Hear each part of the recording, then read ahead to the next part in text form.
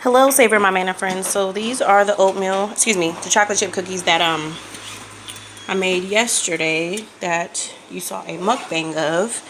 And this recipe consists of separating your ingredients. Once again, it's going to be your wet ingredients and your dry ingredients. Your wet ingredients consist of a cup and a half of brown sugar, a cup and a half of white sugar. I had 3 sticks of butter. This is gonna be big. And I have 2 teaspoons of vanilla. You can always change your sugar and your brown sugar content. Just make sure you add in a little bit more flour to the dough consistency that you like. I have 2 eggs. Okay. Then in my dry ingredients, I have flour, baking soda.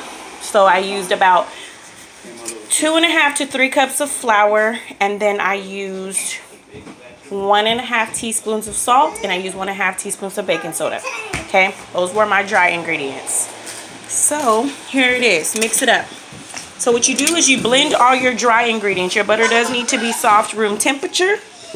You blend all your wet ingredients together, get it nice and smooth, and then you slowly, gradually add in your flour and your salt and your baking soda. And this is what you come up with. Now, some people are against tasting.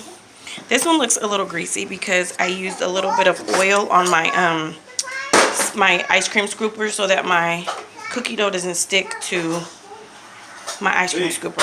So basically, in a nutshell, when my husband finished talking, I can explain to you that these are going to bake for about 8 to 10 minutes. They're going to be huge. Okay. Some people let their dough sit in the refrigerator before let it get cold. I don't really care too much for that portion.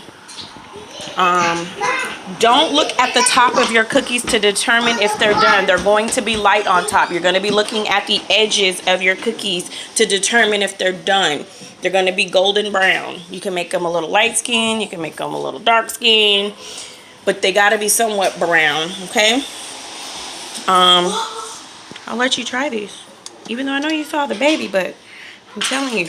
Okay, so then I also, the chocolates that I use the typical Toll House. I actually was going to use Ghirardelli this time, but I just went ahead and did Toll House because I actually got them on sale. This young lady in the store, I was down the aisle looking for something, and might have been chocolate chips. She came down and told me, she goes, I bought some chocolate chips yesterday, and when I bought the chocolate chips, I looked at my receipt when I got home and saw that they rang up as 50 cents. And she said she felt like that couldn't have been right. So she came back to the store the next day to get some more. And I happened to be there with her that day. And we went and took the chocolate morsels, the Toll House brand, to the little scanning machine in the Fred Meyer's, which is a Fry's for some of you. And sure enough, that thing said 50 cents. I think that day I spent about $15, $20 on chocolate chips because it also is a good prepper food. It also is a good food. It lasts a long time. You can snack on it. You can add it to your trail mix. You can make cookies, of course. You can add it to your cake batters, your brownie batters. You can do anything with chocolate morsels. You can melt it down to make a chocolate dip. So again, the possibilities with the morsels are endless. So I had a mixture of, so what the ones that I use with this dough is I used the semi-sweet minis, okay? But then I also used the regular chocolate, the milk chocolate ones as well, okay? So I used both, semi-sweet minis, and then I also used the milk chocolate.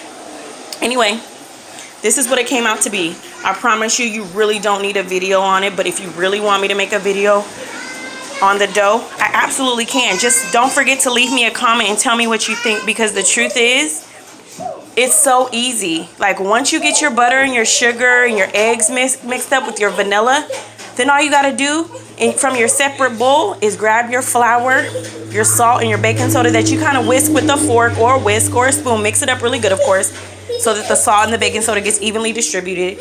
And then just start dumping it in slowly and mixing it with your electric mixer or with your hand. Me, I have probably like the $15, $20 little hand mixer, and it worked just fine. So anyway, this is it. I'll be back to show you what they look like.